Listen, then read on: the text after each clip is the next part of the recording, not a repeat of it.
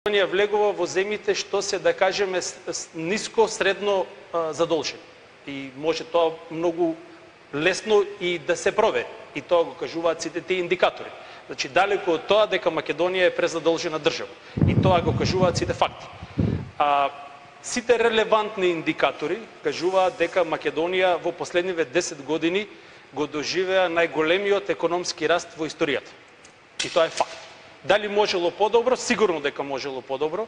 Дали можело и поинаку? Сигурно дека можело поинаку, но факт е дека економијата во Македонија во последните 10 години го имаше највисокиот раст во историјата.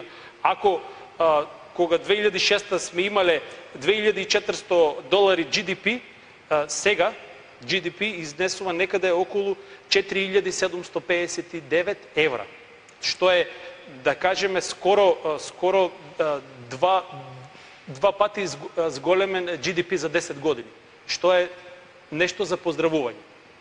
Така да, со тие бројки што се манипулира, прво треба да се проверат и да се видат.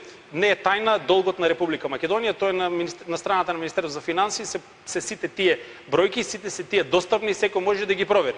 Така да, не е вистина дека има некој скриен долг, дополнителен долг, што еве кога некој друг ќе превземе власта или некој друг кој ќе почне да работи, дека еве ќе наследи тоа. Не е така, ќе наследи полн буџет.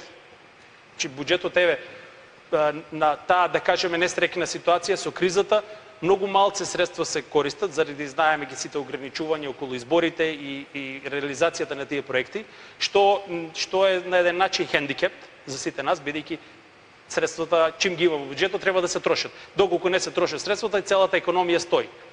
И Македонија не е точно дека е заложник на една политичка партија, Македонија е заложник на опозицијата и на сите тие, да кажеме, целиот тој процес во последниве 2,5 години. Не е тоа сега, а тоа дека Македонија сепак, економијата во Македонија е жилава и тој, да кажеме, во тој период има одреден раст, тоа го кажуваат сите податоци. Еве, ако минатата година сме имале рекорден број на инвестиции, тоа кажува дека нешто позитивно се случува во оваа држава и имаме добра политика, што ја нудиме и за странските и за домашните инвеститори, за да имаме, да кажеме, таков раст